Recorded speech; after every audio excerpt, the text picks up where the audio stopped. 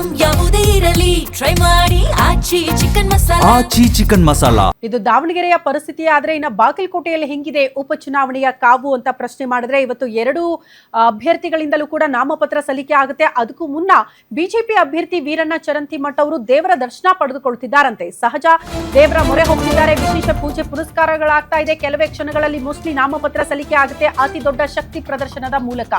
ಕೆಲವೇ ಕ್ಷಣಗಳಲ್ಲಿ ಮಾಜಿ ಶಾಸಕ ಅಟ್ ಪ್ರೆಸೆಂಟ್ ಉಪಚುನಾವಣೆಯ ಬಿಜೆಪಿ ಅಭ್ಯರ್ಥಿ ಬಾಗಲಕೋಟೆ ಕ್ಷೇತ್ರದ್ದು ವೀರಣ್ಣ ಚರಂತಿಮಠ್ ಅವರು ಬಾಗಲಕೋಟೆಯಲ್ಲಿ ಬೀಡು ಬಿಟ್ಟಿದ್ದಾರಂತೆ. ಬಿಜೆಪಿಯ ಘಟಾನುಘಟಿ ನಾಯಕರು ಮುಚಕಂಡಿ ಗ್ರಾಮದ ಪ್ರಸಿದ್ಧ ದೇವಸ್ಥಾನದಲ್ಲಿ ವಿಶೇಷ ಪೂಜೆ ಮಾಡೋದಕ್ಕೆ ಮುಂದಾಗಿದ್ದಾರೆ.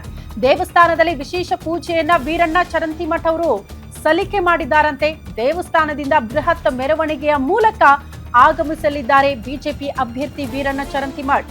ಬಳಿಕ ನಾಮಪತ್ರ ಸಲ್ಲಿಕೆ ಮಾಡಿದ್ದಾರೆ ಬಿಜೆಪಿ ಅಭ್ಯರ್ಥಿ ವೀರಣ್ಣ ಚರಂತಿಮಠ್. ಕಾರಣ BY ವಿಜೇಂದ್ರ ಆಲ್ರೆಡಿ ಅಲ್ಲೇ ಬೀಡು ಬಿಟ್ಟಿದ್ದಾರಂತೆ.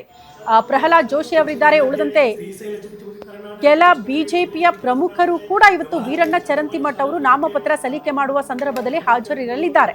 ದೃಶ್ಯ ನೋಡ್ತಾ ಇದ್ದೀರಿ, ದೇವರ ದರ್ಶನ ಮಾಡ್ತಾ ಇರುವಂತಹ ದೃಶ್ಯ.